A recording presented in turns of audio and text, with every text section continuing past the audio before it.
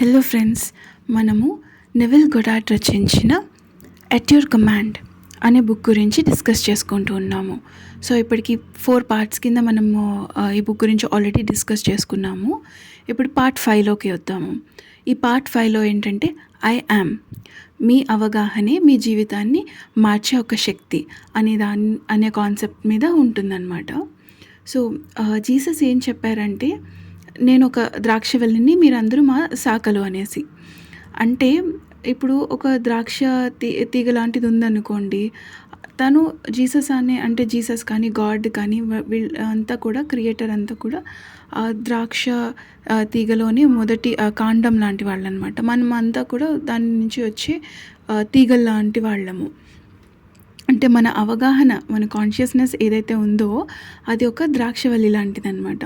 మనం ఏదైనా దృష్టి పెడితే అది మన జీవితంలో అలా కొనసాగుతూ ఉంటుంది. మనం మన సమస్యలపై కాకుండా పరిష్కారంపై దృష్టి పెడుతూ ఉంటే మన పరిస్థితులన్నీ మారిపోతాయని చెప్పుకొస్తున్నారు. సో ఇప్పుడు దీనిలో మనం చూద్దాము, మన దృష్టి ఈ ప్రపంచాన్ని ఎలా తీర్చిదిద్దుతుంది అనేసి. ఇప్పుడు మీ దృష్టి ఉందనుకోండి, దేనిపై అయితే ఉంటుందో అది ఇంకా ఇంకా బలపడుతూ ఉంటుందన్నమాట. మీరు ఎలాంటి పరిస్థితిని ఆస్వాదించాలనుకుంటున్నారో ముందుగా మీ ఆలోచనల ద్వారా దాన్ని అనుభూతి చేయాలి. అంటే ఇప్పుడు what ever you focus on it grows. మనం దేని మీద అయితే దృష్టి పెడతామో అది పెరుగుతూ ఉంటుంది. ఒకవేళ మనం ఏదైనా కొత్తగా ఎక్స్పీరియన్స్ చేయాలి అని అనుకుంటే ఫస్ట్ దాన్ని మన మైండ్లో అది ఆల్రెడీ జరిగినట్టుగా మనము భావించగలగాలన్నమాట.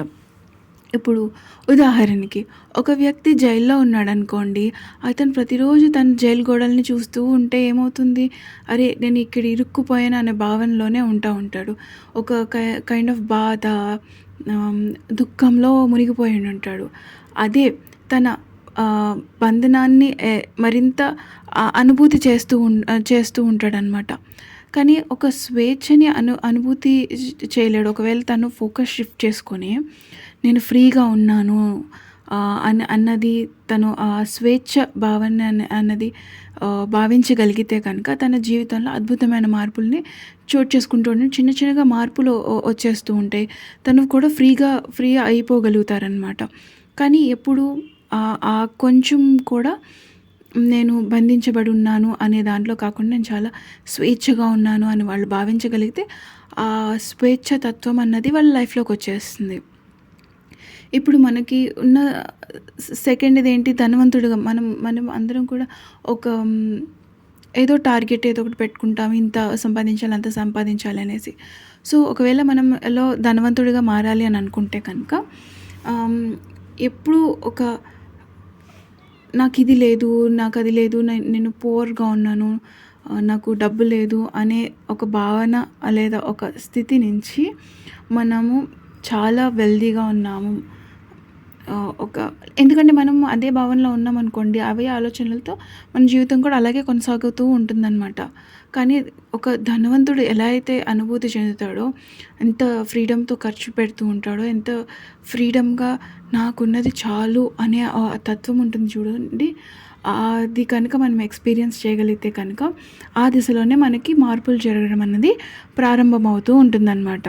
అంటే ఒక వ్యక్తి ఉన్నారనుకోండి, అప్పుల్లో మునిగిపోయాడు అనుకోండి, ప్రతిరోజు అప్పుల గురించి ఆలోచిస్తూ ఉంటే ఏమవుతుంది, ఇంకా చింత అన్నది ఎక్కువైపోతూ ఉంటుంది. ఆ అప్పులు మరింత పెరిగిపోతూ ఉంటాయి. ఎందుకంటే ఇతను చేయాల్సింది నేను చేయలేడు, ఎప్పుడు చూసినా అదే ధ్యాసలో ఉండిపోవడం వల్ల ఏదైతే చేయాలో అది దాన్ని చేయలేకపోతాడు. ఆ అప్పులు అన్నవి ఇంకా అలాగే ఇంకా కొండల కింద పెరుగుతూ ఉంటాయి. వాటి నుంచి ఎలా బయటపడాలి, తన ఆర్థిక పరిస్థితి పడిందనేసి తను భావించగలిగితే కనుక తను చేయగలిగిన ప్రయత్నాన్ని తనకి చేసే ఆ సత్తు అన్నది ఏర్పడుతుందన్నమాట. బికాజ్ మైండ్లో మనం పూర్తిగా ఆక్యుపై ఉంటే కనుక మనం ఏమీ చేయలేం కదా, ఇంకా అదే దిగుల్లో ఉండిపోతూ ఉంటాం. అదే మనం లేదు నేను చాలా హ్యాపీగా ఉన్నాను, నాకు ఏ విధమైన ఫైనాన్షియల్ స్ట్రగుల్స్ లేవు, నేను చాలా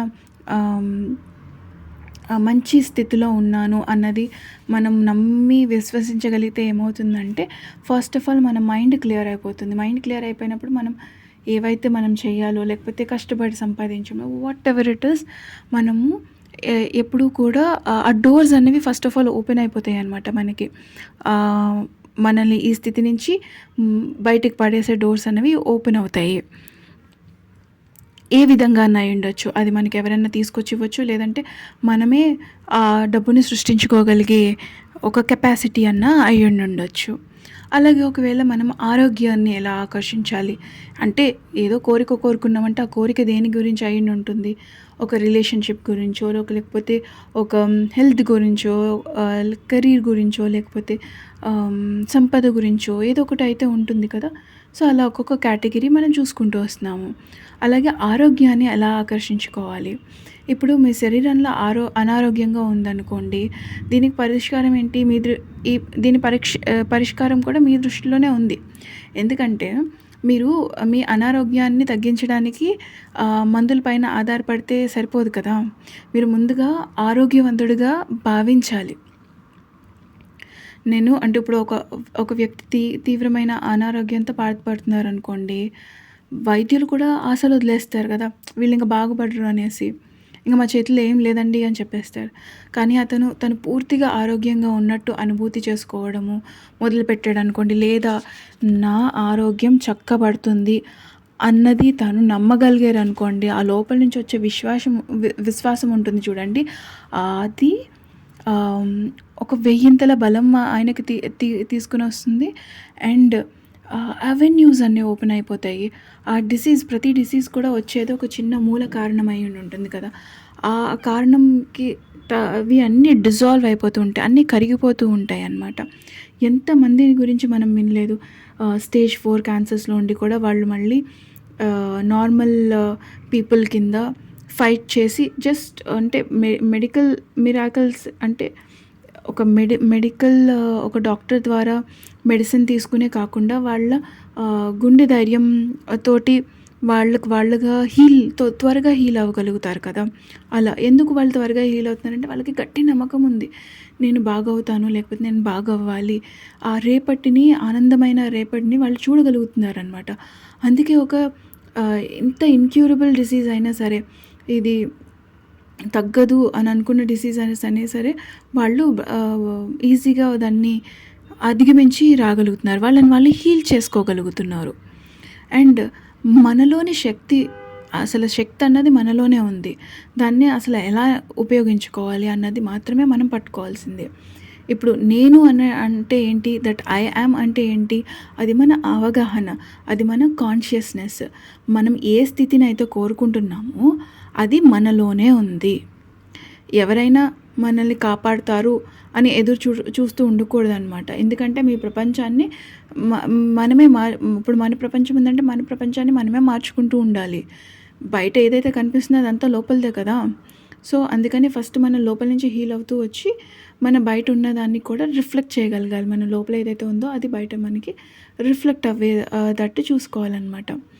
ఇప్పుడు ఒక వ్యక్తి ఉన్నారనుకోండి, ప్రతిరోజు తన జీవితంలో వచ్చిన కష్టాల గురించి బాధపడుతూ ఉంటున్నారనుకోండి. కానీ తనలో ఉన్న శక్తిని ఇప్పుడు అలాగే అవుతూ ఉంటే ఏ మార్పన్నా ఉంటుందా? అదే కొనసాగుతూ ఉంటుంది.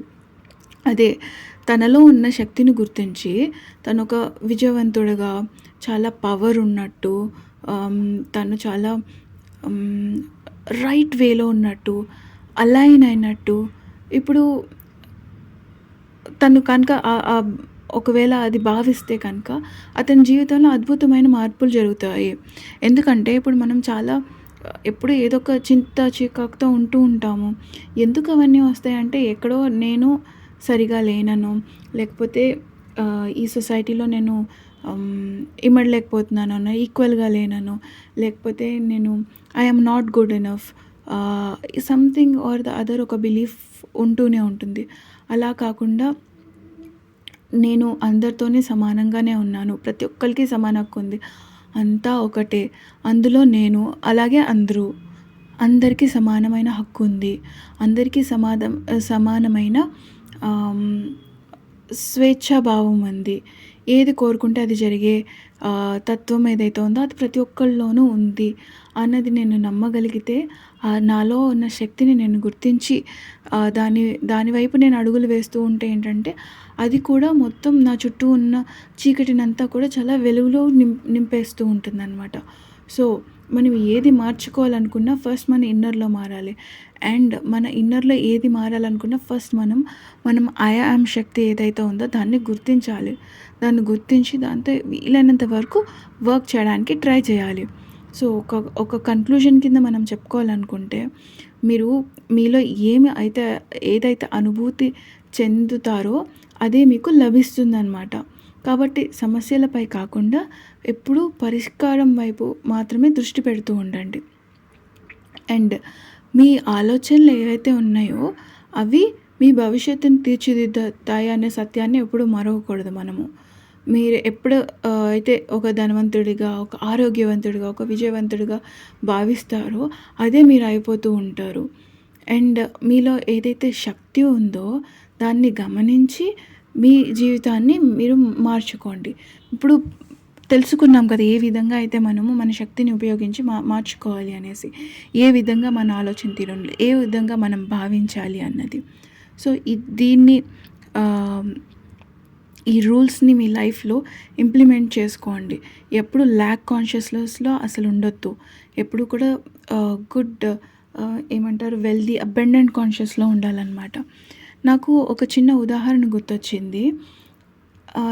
చిన్నప్పుడు అమ్మమ్మ వాళ్ళ ఇంట్లోనూ అలా ఆడుకుంటూ ఉంటే మామూలుగా వాళ్ళు బియ్యం అది ఎక్కువ పెద్ద పెద్ద డబ్బాల్లో గట్టా వేసుకుంటారు కదా! సమ్‌హౌ ఒకరోజు నేను అన్నా అనమాట, బియ్యం అయిపోయినాయి అని అంటే, మా అమ్మమ్మ లేకపోతే అక్కడ ఉన్న వాళ్ళు ఎవరో చెప్పారు, అలా అనకూడదుమా, అయిపోయినాయి అని అనకూడదు, బియ్యం డబ్బా నిండుకుంది అని అనాలి. నిండుకుంది ఇలా అని అంటే ఏంటంటే అర్థమైపోతుంది. లైక్ ఇవి బియ్యం అయిపోయాయి, దాన్ని మళ్ళీ రీఫిల్ చేయాలి అన్నది వాళ్ళ వాళ్ళు చెప్పుకునే తీరు, పాతకాలంలో చెప్పుకునే తీరు. అంటే అయిపోయినాయి అని అంటే ఏంటి, అది కొరత భావన. అలా కాకుండా బియ్యం నిండుకుంది.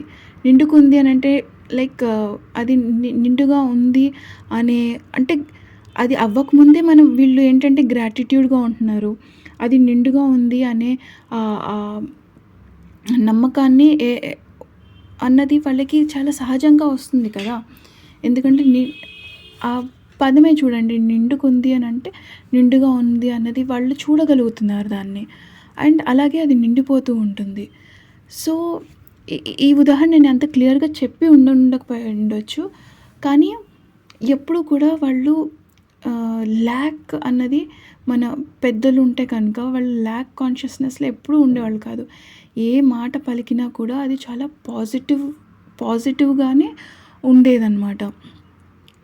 ఎప్పుడు కూడా కొరత ఇందులో ఉండేవాళ్ళు కాదు వాళ్ళు.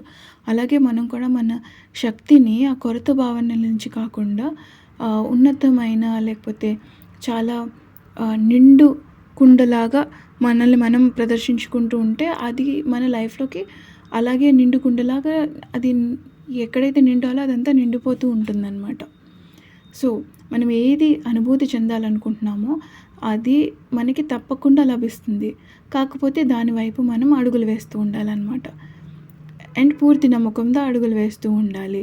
అండ్ ఏ ఆలోచన అయినా సరే ఎప్పుడు ఉన్నతంగా ఉండేటట్టు చూసుకోవాలి. అండ్ మన శక్తి ఏదైతే ఉందో దాన్ని చాలా మంచి తీరులో ఉపయోగించి మన జీవితం అన్నది మనం మార్చుకుంటూ ఉండాలన్నమాట. ఇక్కడ ఇంగ్లీష్‌లో చెప్పాలి అని అంటే కనుక కోర్ ఐడియాస్ అని అంటారు. ఒక ముఖ్యమైన ఐడియాస్ అలాగా. ఇవేంటంటే ఇవి ఎప్పటికీ మారవన్నమాట. దీస్ ఆర్ లైక్ స్టాండర్డ్ ఉంటాయి. అవేంటంటే consciousness is the key to transformation. మన ఎరుక స్థితి ఏదైతే ఉందో అదే మన మార్పుకి ఒక ముఖ్యమైన ఒక తాళం చెవి లాంటిది అనుకోవచ్చు. What you focus on gross in your life. మీరు దేని మీద అయితే ఫోకస్ పెడతారో అది మీ లైఫ్‌లో పెరుగుతూనే ఉంటుందన్నమాట. ఎప్పుడు కూడా మన సొల్యూషన్ వైపు మనం ఫోకస్ పెడుతూ ఉండాలి. ప్రాబ్లమ్ వైపు పెడితే ఏంటంటే చేంజ్ అన్నది మనకు రాదు. ఆ ప్రాబ్లమ్ వైపే వెళ్ళిపోతూ ఉంటుంది. సో, మన ఫోకస్ ఎప్పుడు కూడా మన ఫీలింగ్ ఫోకస్ ఎప్పుడు కూడా మన ఏ విధంగా ఆ సొల్యూషన్ని తీసుకురావాలనే దాని మీద ఎక్కువ మనం మన ఫీలింగ్ అంతా పెట్టి ఉంచాలన్నమాట. సో మీకు బాగా అర్థమై ఉంటుంది అనుకుంటున్నాను. మీ అవగాహన మీ జీవితాన్ని మార్చే అద్భుత శక్తి అని మీరు కూడా నమ్ముతున్నారో అని అనుకుంటున్నాను. సో ఈ శక్తిని ఏ విధంగా ఉపయోగించుకుంటారు? మీకున్న సూపర్ పవర్ ఇది. ఇప్పుడు స్పైడర్ మ్యాన్కి ఎలా అయితే ఇలా అనగానే ఒక సాలిపురుగు అల్లే ఆ వెబ్ లాగా వస్తుందో, అలాగే మీ శక్తి మీరు ఎటువైపు పెడితే అది పాసిబుల్ అయిపోతుందన్నమాట. సో దీన్ని మీరు ఎలా యూజ్ చేసుకుంటారు అన్నది ఇంకా మీ చేతిలోనే ఉంది. Thank you friends. And next part ఇంకా కొన్ని విషయాలు ఉన్నాయి ఈ బుక్లో నుంచి మనం డిస్కస్ చేసుకోవడానికి. అది మనం నెక్స్ట్ పార్ట్లో డిస్కస్ చేసుకుందాము. మోస్ట్లీ అదే లాస్ట్ పార్ట్ ఈ బుక్కి. అండ్ ఒక చిన్న సజెషన్ ఇక్కడ, నెవిల్ గోడార్డ్ బుక్స్ అన్నీ కూడా చాలా సింపుల్ ఇంగ్లీష్లో ఉంటాయండి. చాలా చిన్న చిన్న బుక్స్ ఉంటాయి. ఒకవేళ మీకు ఇప్పుడు ఒకళ్ళకి అర్థమైనట్టు వాళ్ళు చెప్తూ ఉంటారు, ఎవరికి అర్థమైన స్థితిలో వాళ్ళు చెప్తూ ఉంటారు. కానీ ఐ డూ సజెస్ట్, ఒకవేళ మీకు కొంచెం ఇంగ్లీష్ వచ్చినా సరే ఏంటంటే ఈ నెవిల్ గోడార్డ్ బుక్స్ని చదవండి. చిన్న చిన్న సింపుల్ ఇంగ్లీషే ఉంటుంది. చాలా సింపుల్గా కూడా మీకు అర్థమవుతుంది. ఎలాగో ఈ వీడియోస్ వింటున్నారు కాబట్టి ఒక అవగాహన వస్తుంది. సో దాని బేసిస్ మీదన్నా మీరు ఒకసారి చదవచ్చు. ఎందుకంటే ఏదన్నా పాయింట్ నేను మిస్ అయ్యి ఉండొచ్చు, అది మీరు కవర్ చేసేసుకోవచ్చు అనమాట. అండ్ మీకు మీరుగా చదివితే ఏంటంటే ఇంకా చాలా మీకు కావాల్సినది మీకు బాగా అర్థమవుతుంది అని నాకు అనిపించింది. So it's just a suggestion. Okay friends, మళ్ళీ నెక్స్ట్ వీడియోలో కలుద్దాము. Thank you.